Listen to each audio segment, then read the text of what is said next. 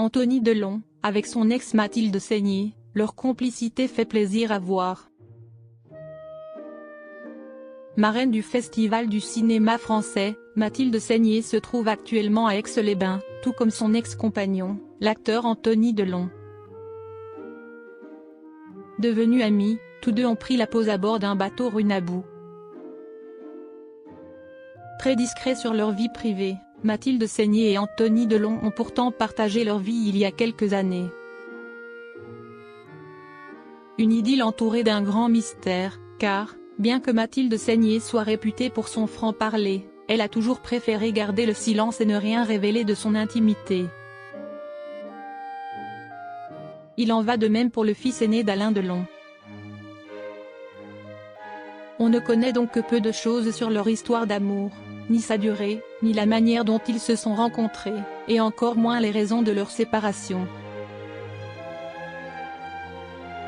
Toutefois, en 2022, Anthony Delon avait décrit la comédienne comme une lionne à nos confrères de Téléstar, précisant qu'elle avait ses codes et qu'il ne fallait pas la déranger quand elle avait faim ou quand elle avait sommeil. Un caractère bien trempé donc, qui n'étonne guère et qui n'a pas empêché Anthony Delon et Mathilde Seigner de rester amis, longtemps après leur séparation. En témoigne une récente photo publiée sur Instagram où l'on aperçoit les ex-amants confortablement installés sur un bateau Runabou, Anthony Delon à la barre, Mathilde Seigner à ses côtés. Tous deux apparaissent souriants et visiblement heureux de profiter de ces quelques jours en Savoie. En légende, le fils d'Alain Delon a écrit « Un dimanche à Aix-les-Bains avec Mathilde, marraine du Festival du cinéma français ». Un petit surnom attribué à son ex-compagne qui montre la complicité qui les unit encore. Anthony Delon, un homme marqué par ses relations toxiques. Anthony Delon n'est pas le seul ex avec qui Mathilde Seigner entretient des rapports amicaux.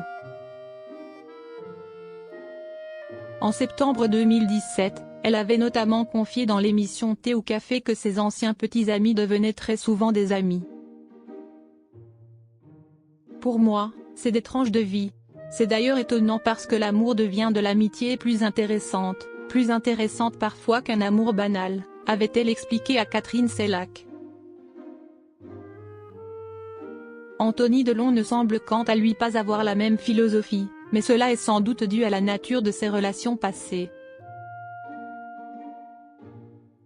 Dans son troisième ouvrage, Bastingage, paru le 27 mars 2024, l'acteur aborde sans détour certaines de ses relations passées, qu'il décrit comme toxiques. J'ai vécu 3 liaisons comme ça, qui allaient crescendo dans la toxicité, avait-il notamment confié dans les colonnes de Libération le 15